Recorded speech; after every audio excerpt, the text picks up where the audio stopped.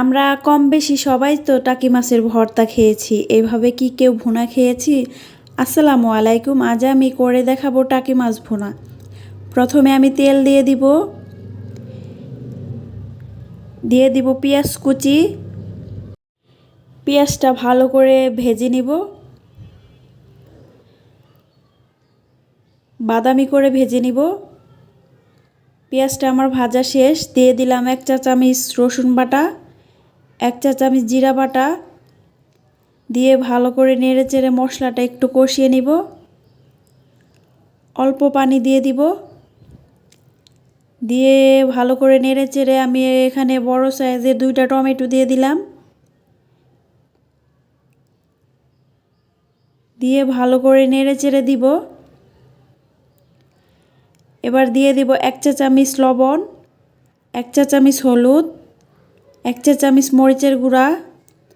দিয়ে ভালো করে নেড়ে চেড়ে মশলাটা কষিয়ে নিব।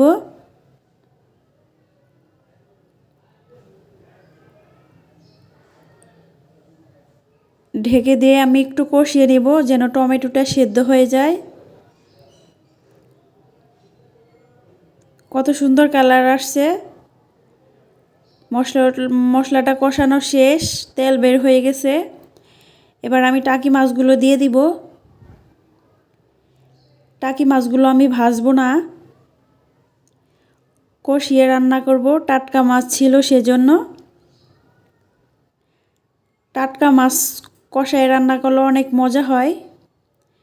এবার দিয়ে দেব কয়েকটা কাঁচামরিচ কুচি। দিয়ে ঢাকনা দিয়ে ঢেকে আমি মাছগুলো একটু কষিয়ে নিব।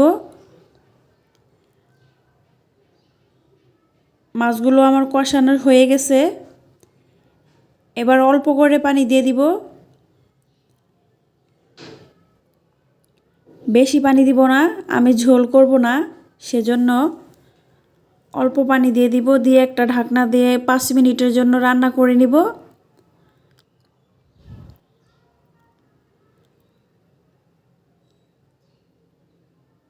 রান্নাটা আমার প্রায় হয়ে গেছে।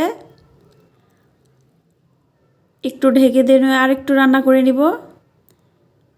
উপরে ধনিয়া পাতা ছড়িয়ে দিলাম।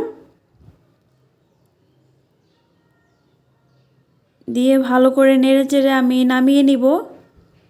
তরকারিটা আমার একদম রেডি। দেখেন কালারটা কত সুন্দর আসছে। দেখতে যতটা সুন্দর তার থেকে বেশি মজা হয়েছে। আপনারাও ট্রাই করবেন। আশা করি ভিডিওটা ভালো লাগবে। সবাই ভালো থাকবেন, সুস্থ থাকবেন। আল্লাহ হাফেজ।